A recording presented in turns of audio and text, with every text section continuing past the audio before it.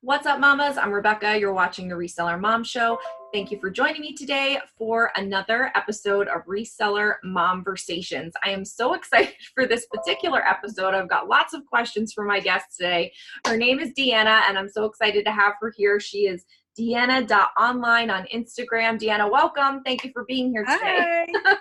Thank you for having me. Absolutely. So just to start where we should start, tell us a little bit about yourself and kind of what you do, and we'll go from there. Okay. Let's see. You do a lot. I do a lot. First of all, of course, I'm a mom, wife and a mom, and I have two kids. They're getting older. They're like teenagers now. So one's 12, but he's about to turn 13, and the other one's 14, about to turn 15. Oh, wow. Okay, great. Got it. So, I consider myself full-time. I am a freelance writer. That's how the highest percentage of my income comes from writing. Okay.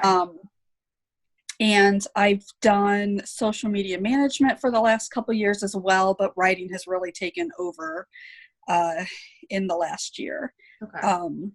And then on the side, as my kind of side hustles, I do reselling, which is mostly what my Instagram account is, mostly about, but I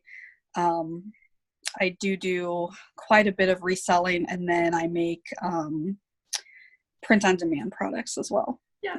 Because I just to jump in on that, just to let everyone know, because I've mentioned it a few times, even though my channel is primarily reselling content, there's just a lot more that you can make of content with reselling, because you can show everything you found. It's a lot less competitive as far as showing what you're doing. There's a lot more things that you can talk about as far as, like, for me, it's all about getting more done and making more money, like process efficiency kind of stuff.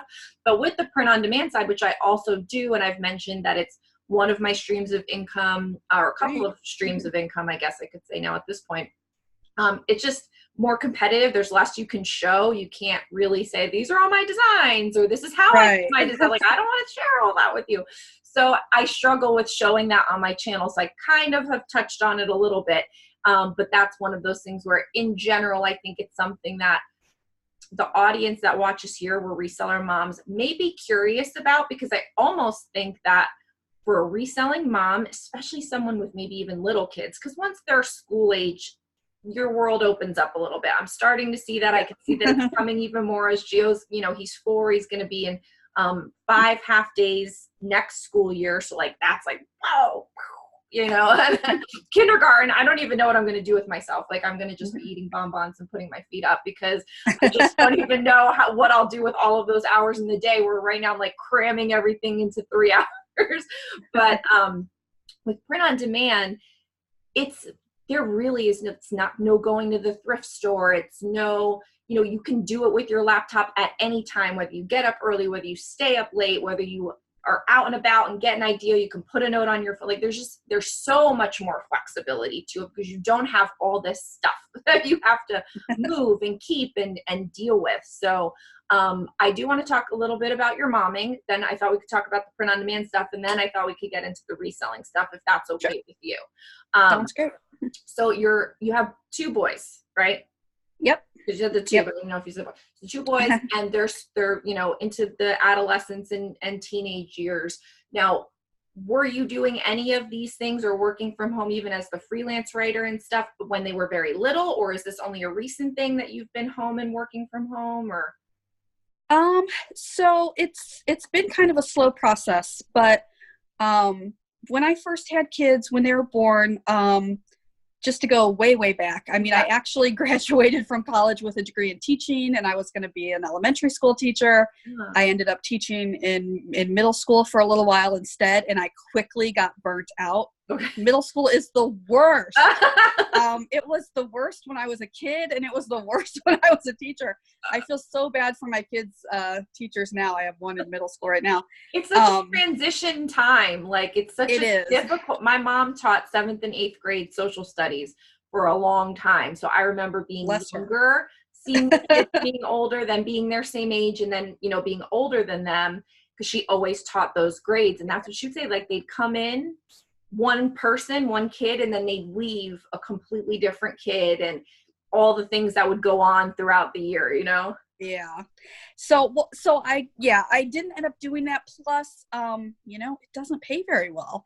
And early in our marriage, my husband lost his job. I'm going to say all this really fast. Yeah. But, I got a sales job. And then from there, it was hard to go back because all of a sudden I was making twice as much and I couldn't go backwards. So from there, I ended up going back to school and got a master's degree or an MBA for business and marketing. Great. I worked in the corporate world for 8 years. I had a job that I felt like I loved, but I was super stressed all the time. My kids were babies, and I was working, 60 plus hours a week for a company I thought I believed in, and they believed in me. And then when they got bought out and made some changes, I really felt like they just abandoned me. I felt so, with everything that went on, I felt so abandoned by, the corporate job that I actually at that point said, I'm never doing this again. Yeah. I'm never going back to work for someone else again. Yeah. I have enough skills. I think I can work for myself. And I did, and it just never went back. I actually did some things in between, like I did real estate for a while. And I actually got sick when I was in my early 30s. I got diagnosed with lupus, which is an autoimmune disease, and it makes you very tired. And there's some chronic pain and some other things. And it was very hard to keep up with the real estate lifestyle and be that sick. Over the years with medications and stuff, now I'm actually much better most of the time. Oh, good. But that had forced me to look at other ways to make money. Mm-hmm. So I just started doing marketing freelance style, and it's changed many things during the years. But I've run like a really small social media company for a while now. I've got a couple of employees that they actually do most of that work now. I just pay them to do it. Real quick, because I could be mixing up people. Did you do social media work for some other players in the print on demand, and they kind of talked about you? Yep. Okay, the Jersey guys. Yeah.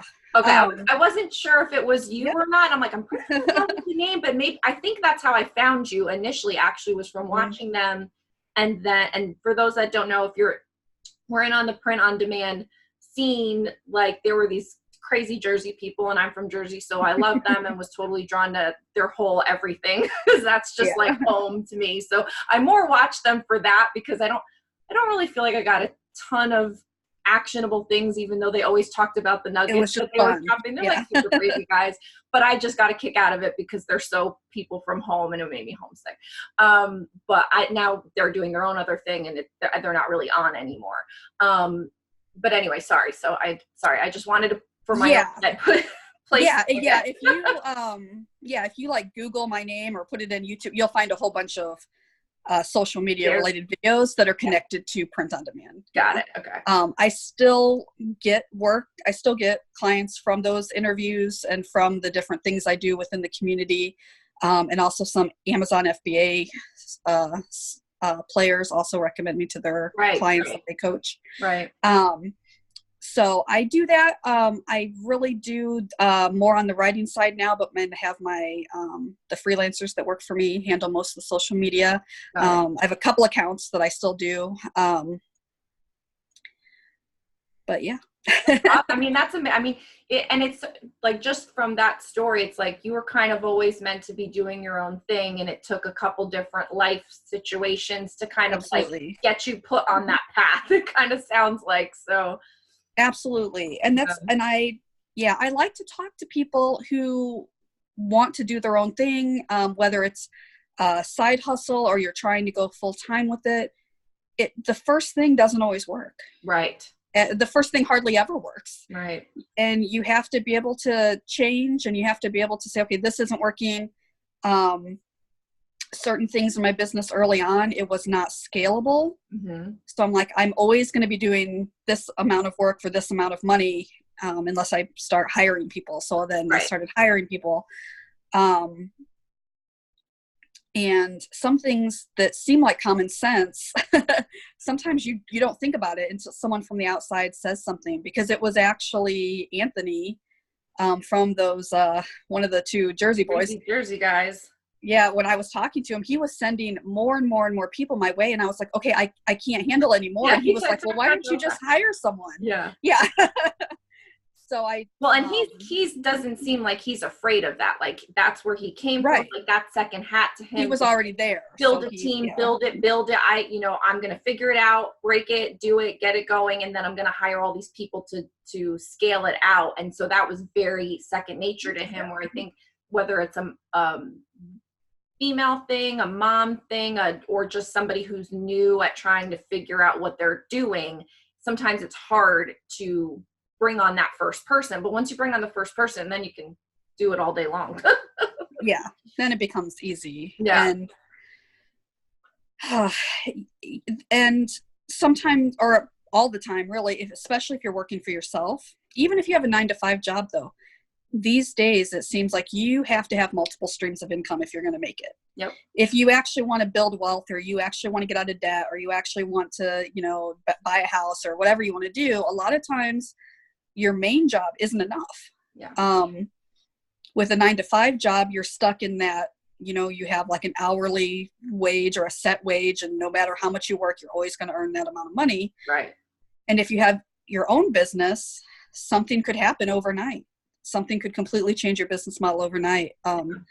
If you're a print on demand, let's say you put all your eggs in one basket, one print on demand. Let's say you go with Amazon, the Amazon merch program, and you're just killing it. And then all of a sudden they decide they're not going to do that program anymore. Right. Or they're going to cut the royalties and, Yeah. So, that could always happen.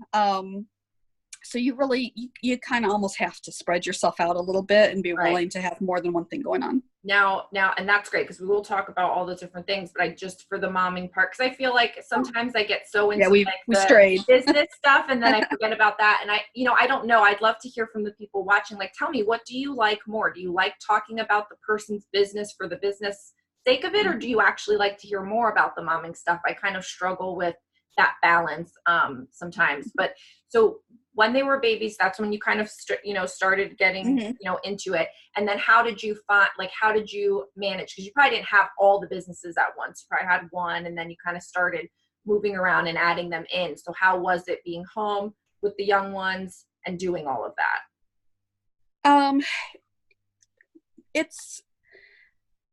It's a daily struggle, daily balancing act. And even when they get older, there's still quite a bit of work. It's just a different kind of work. They have different things going on. They constantly one of my kids constantly wants to be taken places. I was going to say more having friends over. Yeah. And everyone's situation's unique. What makes my situation unique is one of my children has multiple disabilities. He is on the autism spectrum, and he also has a genetic developmental disability, which is similar to Down syndrome. So he has a lot of extra struggles, where I have to take him to a lot of doctor's appointments. And he also likes, for a 14-year-old, he's not up in his room hiding from the world. He wants to be with me all the time. He wants to do what I'm doing, or he just wants to be in the room with me. He doesn't want to do what I'm doing, but he wants to, he's more hands-on. Whereas my younger son, who's only a little bit younger than him, is turning into more of your typical teenager. He just is all about his friends and going places. And so they're like two vastly different kids. So, but I feel like having a flexible schedule is pretty much essential to how we're running our family. At this point, I don't even see a 9-to-5 job keeping me from all the times I have to be off or go to appointments or things like that for myself, for my son. Right.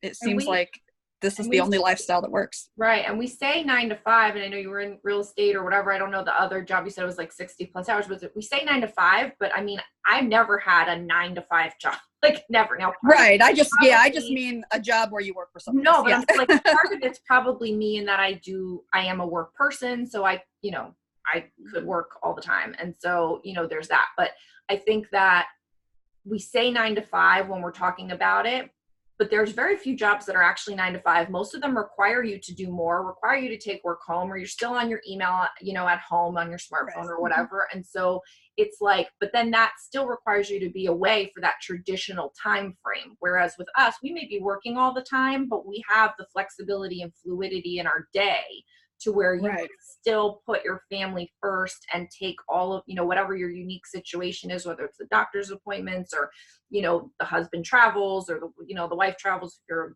man doing this or whatever, like you're just able to be more flexible with it, I think, which is why I'm curious if there will be more of and I don't know, because it could just be the area that I live in, but there's a lot of stay-at-home moms. Like a lot. Now we're also in a nicer area. And so there's probably more spouses with good jobs. It's a nicer area. So therefore, the mom can stay home because they're, afforded that opportunity.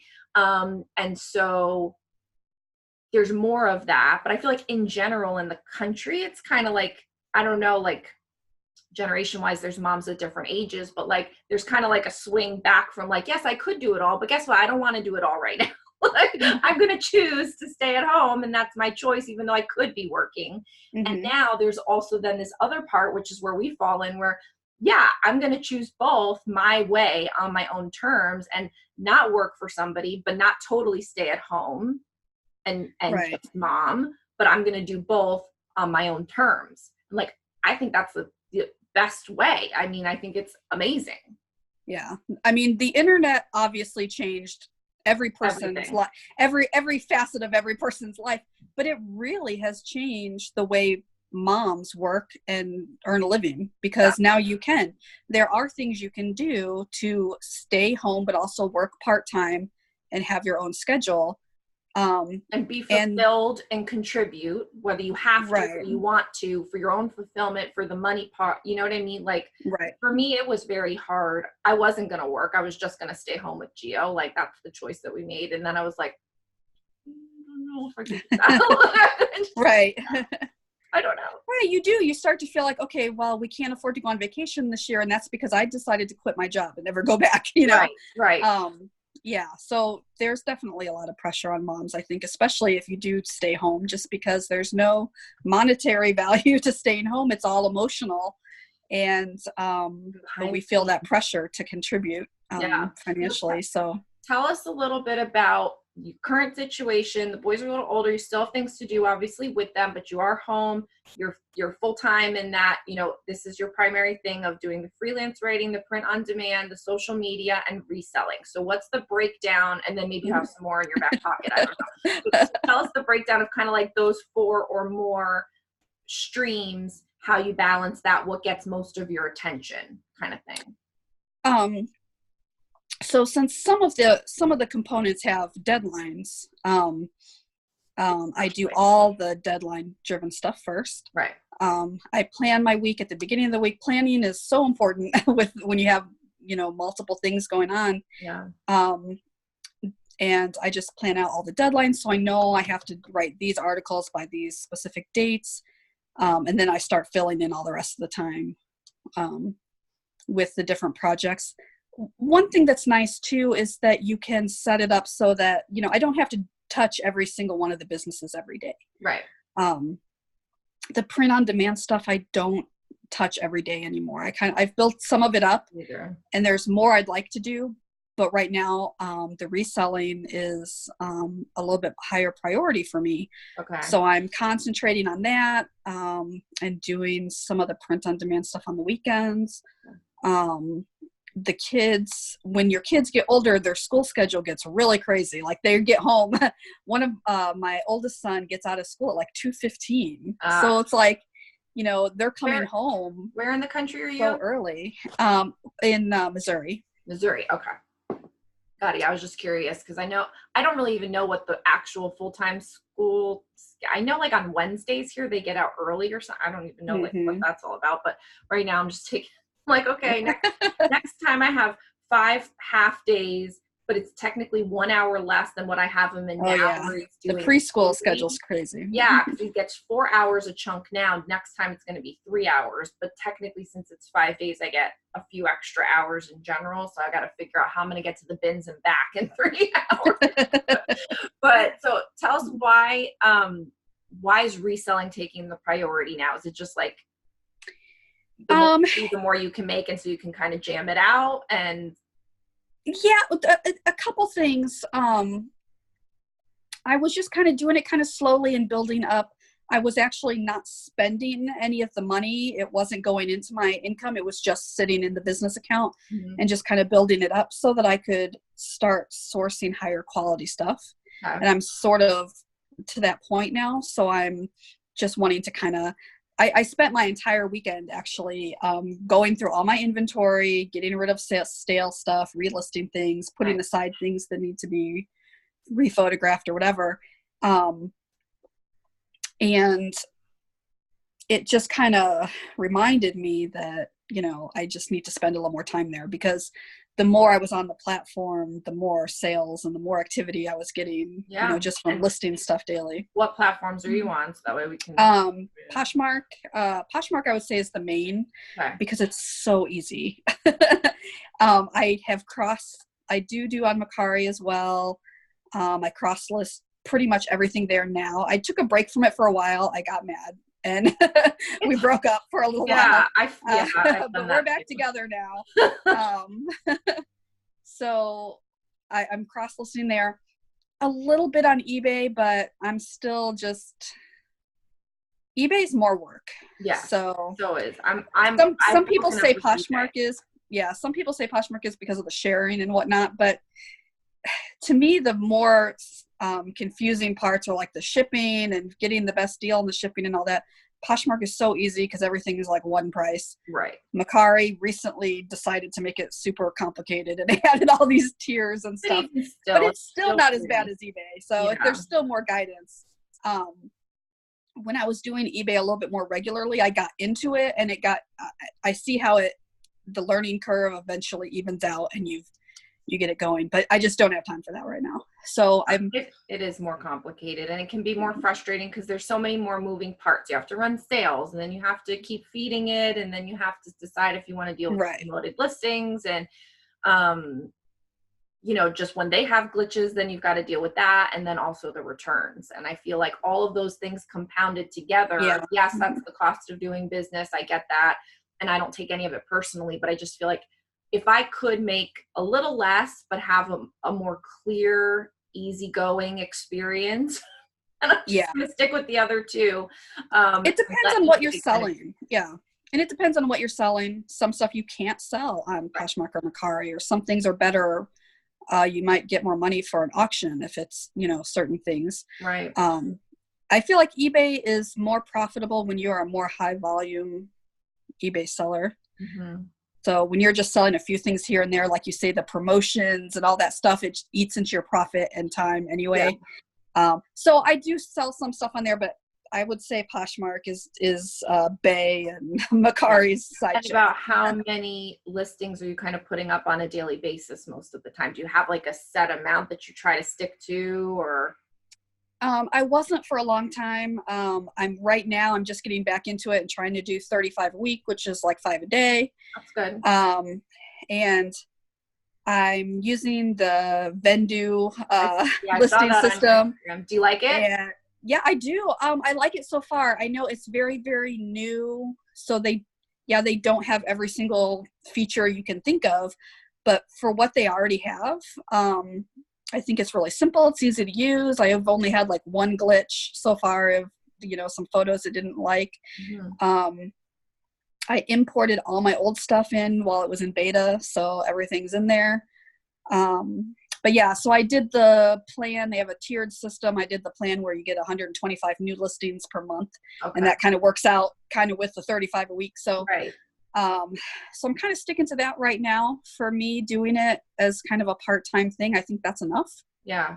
Now I didn't look at the pricing because I already, like, I have a VA and she's been with me we're going into our 3rd year now. So, I could make use of it, but I'm not in the position where I want to get rid of her. So I just kind of feel like I'll keep those things in the back of my mind. Should she and I ever part ways, then I can, kind of fill in with something like that.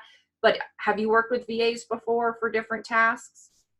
For the social media postings, but not for the. I was just curious, like, if you thought, even though you haven't used one, then maybe for reselling, if you thought using the software versus having a person do it, if it was a financial benefit for the software, like, is it that much cheaper, do you think, than paying a person? It just depends on where you want to spend your time. So just so that everything is, I can easily put it onto Poshmark and Mercari. It doesn't take all the work out. So, I mean, you still have to, like, doing it. Yeah. They have fields that are on Mercari that aren't on Poshmark. So you still have to, like, there's like a little bit of work, but it is easier than completely listing it on Poshmark and then and starting. Yeah. Yeah. And then, once you have everything in there too, if you sell something, you can easily turn off the other platforms without having to open each one and go. So that's all going to save you time. You can save drafts and all that stuff. But for me, like, if I can pay a little bit of money for cross-listing software, I'll probably do it. If I were to scale my business and there were parts of my business I no longer wanted to do that are a huge time suck to me personally, it would be the photographing. Okay. I hate photographing stuff. Yeah. It's my least favorite thing. I would rather do my taxes than photograph clothes. I do it, I get through it, but it's not. If I could hire somebody to just once a week spend several hours and just photograph all my stuff, I would. Yeah. So that might be the first thing I do. Yes, that might be the first thing I do when I get to that point. Yeah. Yeah. I mean, I've had someone, and now I've taken it all back. So I did it without, then I had someone, and I had her for 2 years, and now I'm doing it myself because I just felt like I had changed enough and I've gotten more time back where I could take it back. I think she was getting sick of me changing my process all the time. And so we amicably parted, but I want to retool it back again and really get a good process again, and then perhaps farm it back out. But I don't mind it either. I don't love it. But if you could put on a podcast, put on a YouTube video, put on something and just kind of like go through it, it's not so bad. But yeah, it's not my favorite either.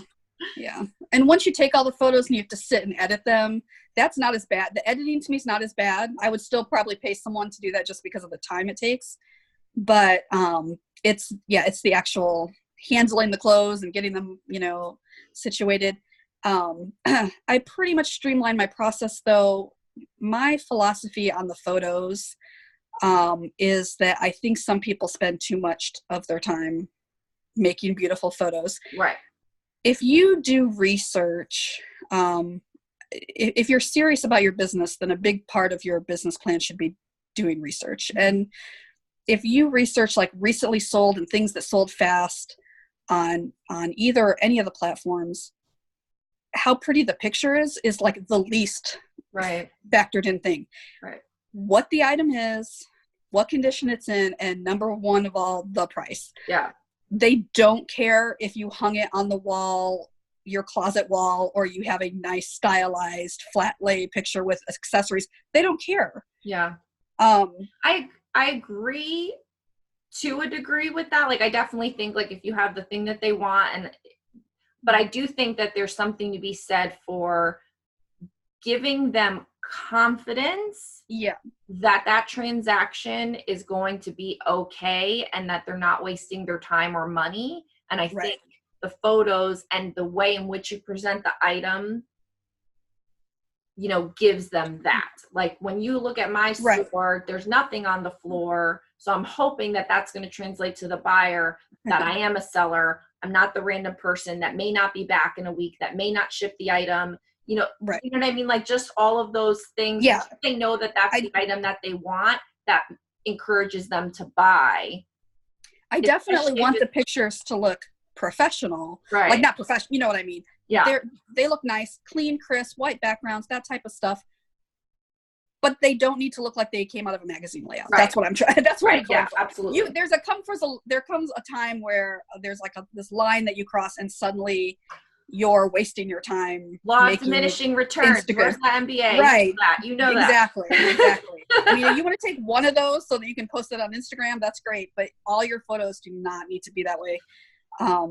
Yeah. And there's so many tricks you can use to make really simple photos that still look nice and high quality, but didn't take you, 10 minutes to frame each shot. Right. Yeah. No, I'm not super crazy about it. I think my main thing is like the brightness. That's the only thing I get kind of crazy about. Is like, it needs to be bright. Like sometimes now when I have the photo paper, I have the lights, take the photo, and then I do the quick edit in Pick Tap Go, which I'm like obsessed with. And, and sometimes I just, when they're done, just look at them like, they look so pretty and bright.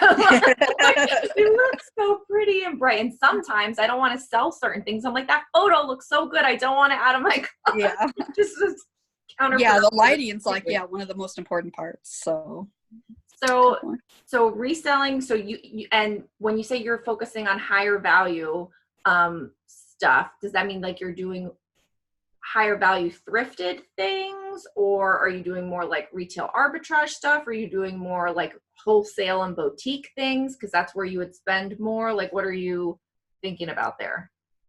I go back and forth with the boutique. I get excited about it, and then I start researching it, and then I decide I don't want to do it. But you have to be a good, fashionable, good picker with, because I've had good stuff and I've had bad stuff, and it's hard. And depending on where you live, it's different to get the wholesale license. It's kind of expensive here. So, I think if I was doing it full time, then I definitely would want to go boutique. But I'm not. So, I've kind of gone away from the bins. I go every once in a while. Ours suck. There are people out there who are blessed with great bins. Not so in St. Louis. They're terrible. Not to say I don't ever find anything there, but you watch these hauls and you're halfway like, did you really get all that stuff out of the bins? I have never not once gone to the bins and found Tory Burch and Tiki's or whatever. I've never, that just does not happen. And they have like 60 items, all of that quality. I'm like, I'm not 100% convinced, but some of the bins are better than others. Mine are terrible. So I've kind of stopped going. Yeah. Cause then it doesn't. I go more for fun than to really expect to get a lot. So I have started paying up and going to higher end resale and consignment shops. Not to say all the stuff in my closet at the moment is at that quality. I'm just starting to, increasingly go in that direction. Yeah. Cause if you're selling off the stuff that is maybe a lower value, but now you're paying higher up for things that are going to take longer to sell, that's going to hit your cash flow like super duper. Yeah. And I've made that mistake too. So. And I am a fan, especially if you're doing it part-time, I'm a fan of the quick flip, and I don't mind having half my closet be, those quick flip or bread and butter type items. Yeah. I had, right now, if you can find them, these American Eagle, the mid and high rise, they're called super stretch jeggings. Mm-hmm. I find and I actually do find those at the bins all the time. I put those up in my closet and they sell in like less than an hour. Yeah. Wow. And the profit's like around $10 based on what I paid for them and everything. And that's okay. It's $10, if I sell several of those a day, I'd be happy, right. And jeans like take 2 seconds to photograph. They're not a hard one to photograph. But that's just like an example. I mean, I don't mind those $10 profit items if they sell quickly and they're not sitting around in my inventory all the time. But I want to go, the goal is to have less items that are worth higher profit. Right. It's the same in any business that you're trying to do. It's not vastly different from business to business. A lot of rules always apply, Mm-hmm. So let's transition now, because you have your print on demand. Some of it's for resellers. So you've got like thrifty stuff, like your thrift merch you've got that you promote on your Instagram, and your reseller Planner. The planner. Mm-hmm. Yeah. So you've got tools that you've created utilizing your print on demand world for resellers, since you're also in that world, which is similar to what I've done. I have the Etsy shop, and I've, kind of started to put some resources up there. So tell me a little bit about how you decided to do that. And like, was it just like, as soon as I found out about print on demand, I'm going to automatically make something for this? Or like, how did you? Yeah, I think there's, starting with what is like the path of least resistance. Right. So, and you just know that market more. So the research easier, maybe some insider lingo and stuff that you could put in your listings to make it easier to find. Right. And you can promote it. So my Instagram account is a business account, even though it's, it's kind of a mix of business and personal to me. But by making it a business account, I connect it to my store and I can put links to the products, right. Even though I don't have 10,000 followers. So I don't want to put tons of random unrelated stuff on my Instagram. So I decided, I'll make a bunch of stuff for thrifting and a bunch of stuff for writers. Those are my two main things, and I'll promote them on my Instagram. Right. The thrifting shirts do pretty well. The planner does really well. Okay. And that's utilizing the KDP, the Kindle Direct Publishing. That's how you did that, right? Okay. Mm-hmm. So, and I have not dabbled in that yet. And I don't know, like the idea of it is cool. And of course I'm like, oh, print on demand, more places to do it, but I just don't know that I'm ready to like learn another thing. So I'll have to connect back with you on that. Cause I know it's a little more involved than when you do, just for those watching, when you do Amazon merch, you've heard that it's putting a design that you've made on t-shirts and pop sockets and whatever things that Amazon allows you to. And then they print your design on something when the customer orders it and ships it out for you. So you're not keeping t-shirts. We don't have printing presses. Like, we're not doing all of that. We're making a design, putting it up there, and Amazon is handling it. Or same thing if you do it with Etsy, which is what I do in certain spots, Etsy and a company that you work with will do it for you. So you just do Amazon? I have Amazon. I have a Etsy store. Oh, okay. I've pushed some of the designs over to Redbubble. I haven't spread myself too thin on those just because the cross-listing process, and there's cross-listing software for that too, but it's pretty expensive. Pricey. There's a lot of pricey subscriptions that you can get in the print on demand world. If sellers think that, list perfectly and then do whatever, like in the print on demand world, you could sign up for 85 million things and they all will do some, all, part, whatever. I have a couple, not too many. Yeah, I got rid of a bunch of subscriptions this year to stuff. And then lots of little groups and things that want to charge you money. The print on demand, it became really popular so fast that a lot of people jumped in and were making money on teaching people how to do print on demand. Right. And you have to be careful with that. And I see some of it in the reseller world as well. Yep. You have to be careful because some people see the opportunity to teach others or create influencer accounts, and they themselves are not always doing the thing that they're teaching. So if you go, a lot of the people that I'll promote, like their YouTube and all that stuff, those are people that I believe in. I see their real results. I've researched them. I've talked to them. I'm not just promoting anyone, because I ran into that a lot. And without giving too much away, I would see people that I thought were like huge names in the print on demand. And then they would say, hey, will you, help me with my social media or whatever? And just, by the by, I figured out that they weren't making any money. Yeah. So what? Then they're selling courses and they're doing how to make $1 million in print on demand, and they're not making $1 million with print on demand. Wow. So, and I think the same thing happens in the reseller world as well. It doesn't seem as bad. It doesn't quite seem as rampant, but I do see it. Yeah, I don't think so. And I think I think the print on demand, because there really are no other expenses, if you are making some profit, you feel more comfortable with spending some of it in hopes of making more. Whereas with reselling, like, we have to buy inventory, we have to buy bags, we have to buy polymers, we have to buy all this stuff. Like, I don't have $5 to give you for whatever cockamamie idea you have. Like, that's right. Nice. Either give it to me for free or I don't want to know about it. And I was like that for a while. Now I'm just starting to come around to, there are certain people influencers that I watch, some of the names, on YouTube or whatever, where I would consider supporting financially. And I say supporting and not like just buy their thing, because when a person who's on YouTube or however you're doing it, you're creating content and helping people in a niche. If you're giving out a lot for free, and then you do say, hey, I have this paid thing because I worked on it and because I do need to make a little money and I need to justify the time being spent here versus there.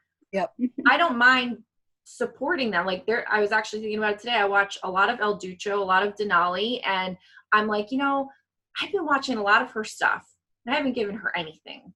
And I think I'm going to make a contribution to her podcast. Watch the ads. I don't know what I'm going to do. Watch Something for her, because I do watch a lot of her stuff. And whether it's that I've learned so much or that she keeps me company when I'm doing things, and I dig her channel. I like hearing her voice. It's, you know what I mean? Like she's my, one-way reseller buddy kind of thing. And so I do want to give her something. Another one is Daily Refinement. Chris, like, I've been watching him for a long, long time. I've never given him anything. I bought one wholesale box a long time ago from him. And so perhaps I'm going to do something that way. But I feel like, they're also not out there totally selling. I think if anything, Chris, maybe a little bit more, but I don't think he does it in a sleazy way. And he comes from sales, so he probably could really sales it up if he wanted to. Right. But like, and classes are fantastic.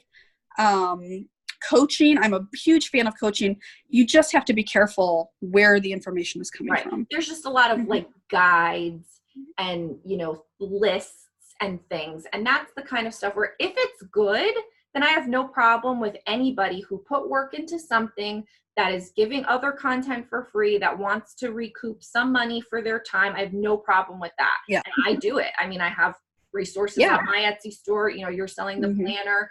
But it's not, I think you have to judge by the person and how they're doing it and how they handle it and where you feel the intention is and the value of the thing.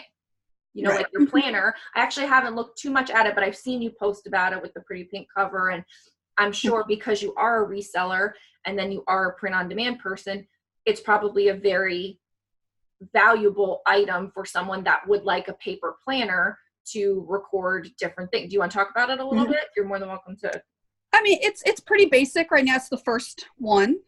So there are going to be more versions with more stuff and added, but yeah, I'm kind of a paper person. So, I have all these to-do lists and things, apps on my phone, but I'm, highly dependent on my paper planner. I like to write lists. I like to see, I don't know. Maybe it's because I'm old. I don't know. I can't. Sometimes it is helpful, the act of doing that, Or I love digital stuff at the same time. I can't get rid of my paper planner.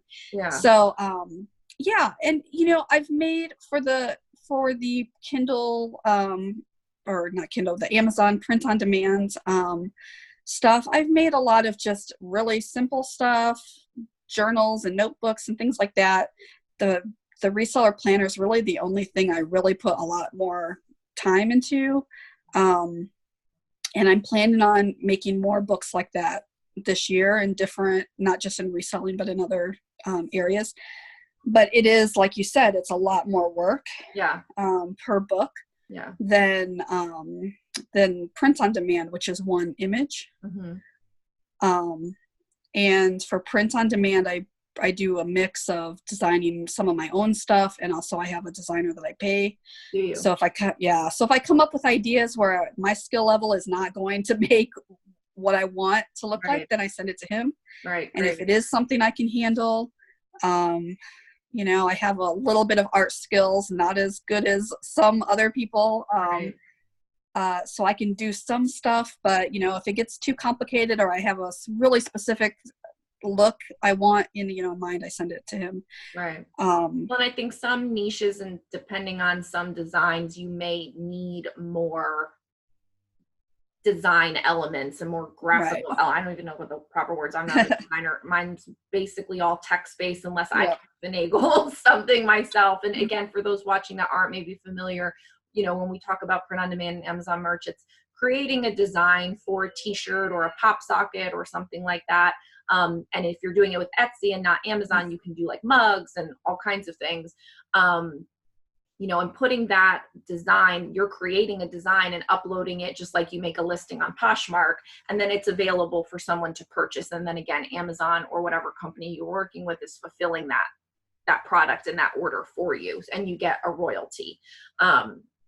Now, are you bigger, would you say, with your print on demand on Amazon or Etsy? Like, which is more Amazon, more money for you? Amazon. Etsy's not making any money for me. Yeah, and I'm spending money on Etsy because it's maybe you're not putting as much effort in doing that consistent listing, because it is that kind of platform. I think it's a couple things. One, I don't have nearly as many listings live on Etsy. I feel like, so I started out with a general store and I was going to put everything in there, but you have to pay per listing, which is not true on the other one. Right. So you have to pick and choose and put your best designs. And if it's a mismatch of stuff, the store doesn't do as well. So a few months ago, I opened a theme store for writers, and I just started filling it. I'm getting tons and tons of items being favorited and saved, but no sales. But it's a brand new store with no sales. So it's going to take longer, and I have ads running. So I'm not giving up on it, but oh, wow. Yeah. So that store's only a few months old. So I've definitely been doing merch way longer and have way more designs up. So it gets more sales. Yeah. And that's one of those things to tell people, you know, at home, if in case you're interested in trying something like this out, if you can get approved for an Amazon merch account, that's your set it and forget it.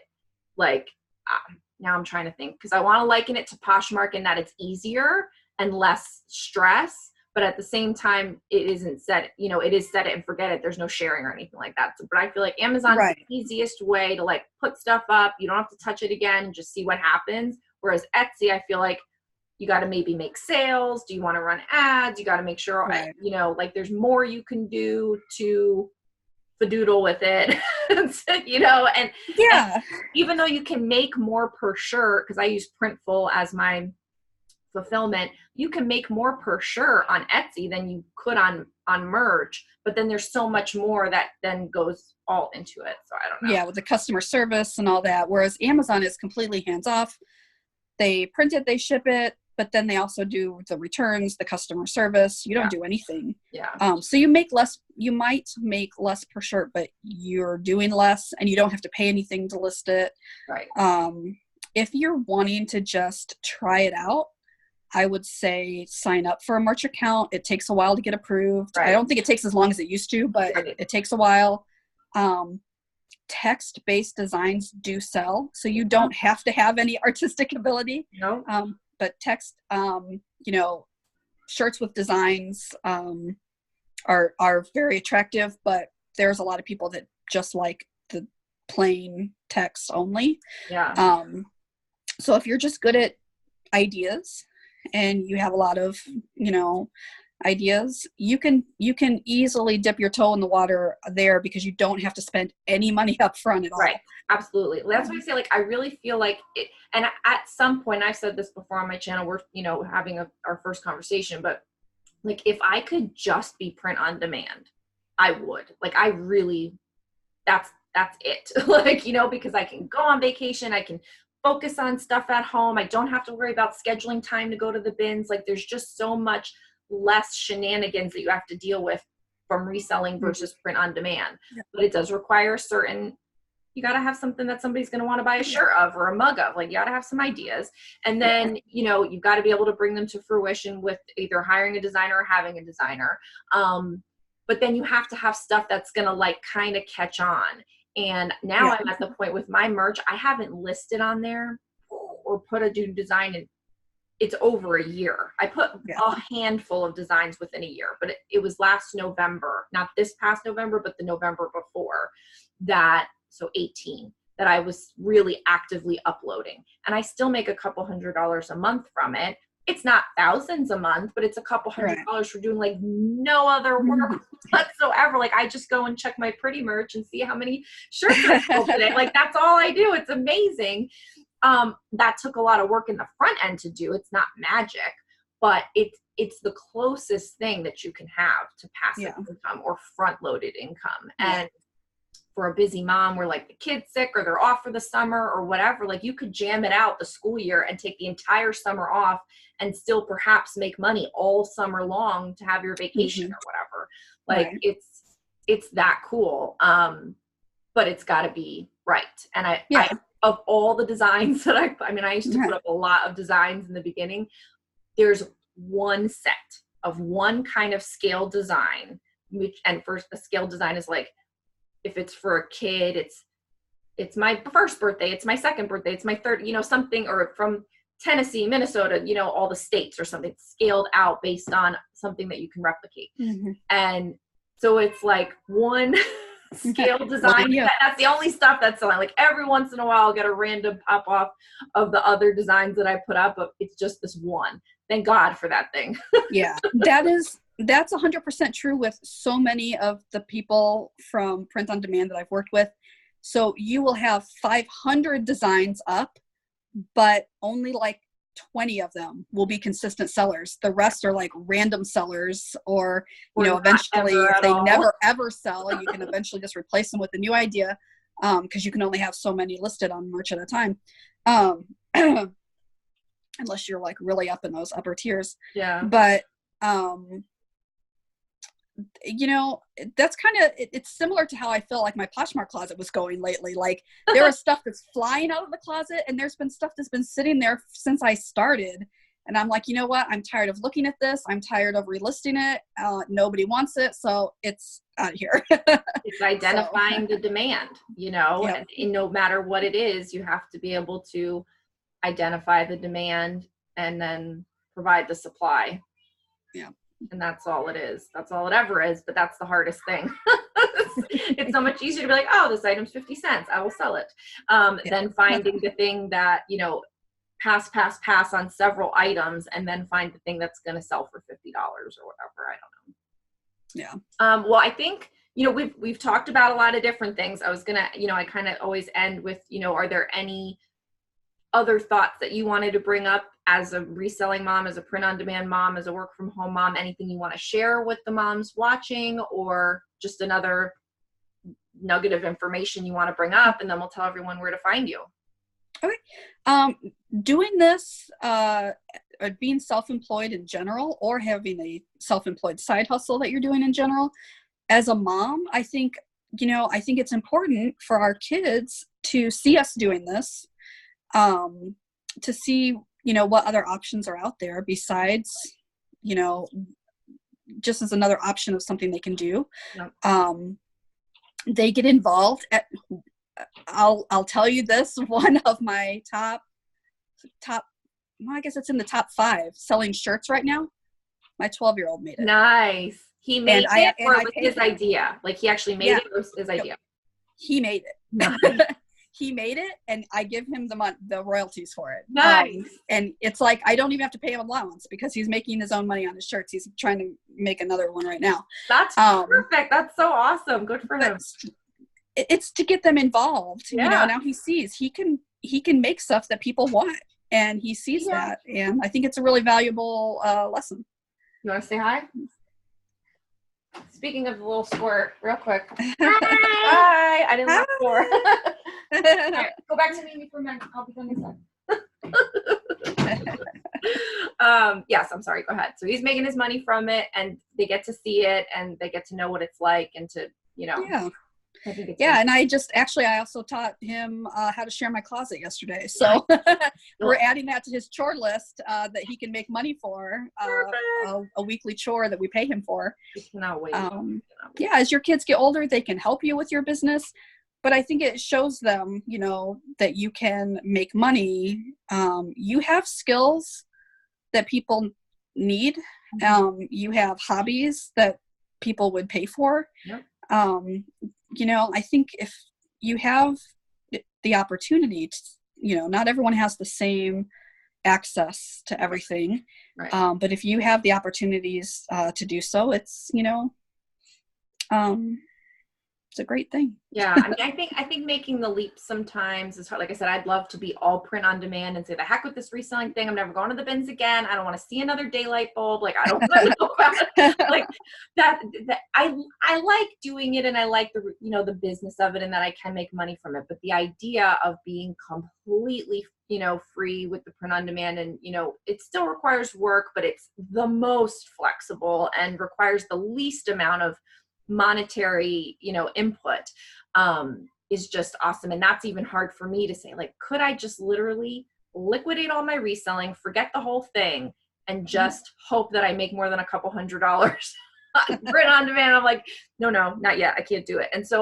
And then we're in it, you know what I mean? And we see these side hustles, we're in it, we're in the community of people that are doing all kinds of things. But for someone who isn't doing it at all, that leap I don't remember, that leap happened years ago now. So yeah, you have to be careful. Multiple streams of income are super important, but at the same time, if you spread yourself too thin, you're going to be in a situation where you're just spinning your wheels and you're only making a little bit on each one. Right. So you definitely have to have a focus. So like with mine, the freelancing comes first. The majority of my time is spent on that, because at the end of the day, that is what pays the bills right now. So you do have to focus, and plan. You can see things like, I actually really enjoy the KDP. It takes longer, but I love books. So, I do too, and that's why I think I'm kind of like a little secretly drawn to it, Yeah. I can see myself doing that more than the t-shirts eventually. And the t-shirts can come and go. It's kind of, a trend. Like, what if we get to I've said this before, like, what if we get to a point in society where you just wear government issued sacks and there is no reselling, there is no, Tory Burch, there is no t-shirt with the saying on it that expresses who I am and, like puts me in a community of people. Like, there is no more that. It's just a gray sack, maybe a brown sack, and that's it. And that's all we wear. Then we're totally out of jobs. But the books, then okay. Maybe that's a little too out there. I don't know. You never know. But yes, I think all of what you're doing is awesome. It's obviously, similar to what I'm doing. So I thought it was really cool to share with people that are more just straight reselling, that there are these other things out there that you can do. And I'm a big believer in, like, I don't know, I want to call it like a web, like a revenue web, where it's like, there's something at the hub, whether it's your reselling or your writing, and then you have a spoke of this other, like YouTube is a spoke because it's about reselling, but it's a separate thing. And then the thrifting shirts is another spoke because it's reaching into the thrifter reselling group, but it's yet another thing. And so it's just this complementary way that you can make money in a lot of different ways, but it's all basically boiled down to the same set of stuff. So I think it's great, everything that you're doing. And I will definitely look to chat with you when I'm ready to dabble into the KDP world for sure. Tell everyone where they can find you, and because it's Instagram, I spend, as far as personal social media time, I spend most of my time on Instagram. So it's Deanna.online at Instagram. Awesome. And then, check out her planner, check out some of her thrifting swag that she has. It's awesome. Yep, all that's in the bio. So awesome. Well, thank you so much. I appreciate it, Deanna. And for those watching, nice talking to you. Yes, thank you.